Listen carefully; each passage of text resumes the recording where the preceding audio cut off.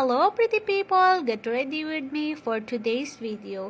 Today is Sunday. So yun guys, samahan nyo ako sa aking morning routine dito sa aming opisina.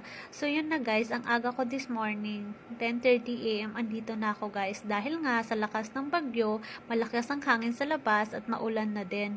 So inagahan ko na para hindi ako malate. So yun nga, as a empleyado, kailangan talaga natin pumasok kahit gaano pa kasama ang panahon. So, yun na guys, habang ako'y nag-voice over, kukwentuhan ko na lang kayo. So, yun nga kagabi, habang nag-scroll ako sa aking TikTok, halos lahat ang napapanood ko guys is all about Canada, New Zealand, Poland, Hungary. So, sabi ko sa sarili ko, ito na ba yung sign na ako'y mag-a-abroad? O, diba? Kasi halos lahat yun na napapanood ko. Pero dahil nga sa health problem ko, alam ko na hindi ako qualified. Tanggap ko na hanggang Pilipinas na lang din ako. Charay! So, yun na nga guys. As a 28 years old, na-enjoy ko naman ang buhay ko. Nag-abroad na ako, nakapag-travel na din ako. So, marami na akong nagawa sa buhay ko. So, yun na nga guys, about sa video, nagpalit na ako ng tsinelas, so nag-heels na ako. Alam niyo ba guys, na yung heels na yan, hindi pa yan nakakauwi sa bahay. At dito na lang talaga yan nagstay sa office. So, yun na guys, back to kwento naman tayo. So, alam niyo ba guys, itong company ko is 2016, nasa kanila na ako. Huminto lang ako noong 2020 nung nag-diagnosis ako ng anaplastic thyroid carcinoma, aka thyroid cancer. So, yun na guys, nung pandemic, nung 2020, doon na din ako na surgery. Pagkatapos ko ng surgery, ilang araw lang din, umuwi ako sa probinsya namin. Pero ilang araw lang din, bumalik ako dito sa Manila para ipagpatuloy ang aking gamutan.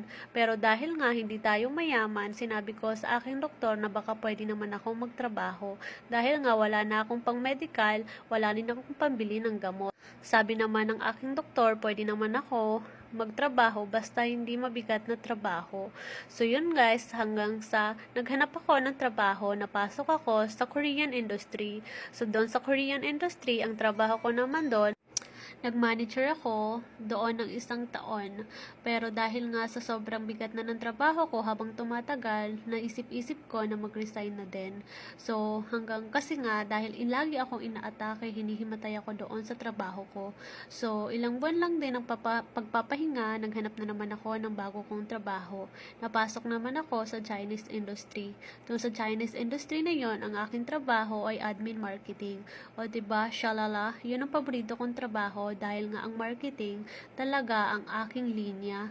So, yun nga, habang tumatagal, inaatake na din ako dahil nga malaki na din yung mga ginagawa kong responsibilidad sa trabaho kong yun.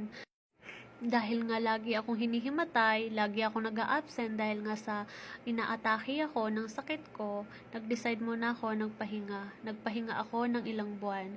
Tapos, bigla naman, itong boss kong to, ay tinawagan ako. So, sabi niya sa akin, kailangan niya ako sa trabaho ko. Ako naman, apuradang-apurada, dahil nga ito ay matagal ko ng boss, kilalang kilala ko na, galit man o hindi, alam na alam ko na. So, ako naman ay pumunta din dito at nagpa-interview ulit. Charing, may pa-interview pa. So, yun nga, natanggap ulit ako. Ako ay pumasok na dito. For today's video, nagkikilay ako. Ika nga nila, kilay is life. So, hindi naman yung totoo para sa akin. Okay na ako sa kilay ko. Pero dahil nga nagbablog ako, nakilay na din ako. So, back to the story. Ayun guys, nakapasok ulit ako dito. At ito, nagsimula na din ako mag-vlog. So, mula nung pumasok ako dito, dito nag-umpisa ang aking vlogging. Dahil nga nakasama ko sila Isaac, Zombie, so sabi nila may potential naman. So yun na guys, that's my morning routine and hope you like it. And for more videos, follow me and hope you enjoy. And thank you for watching. Bye!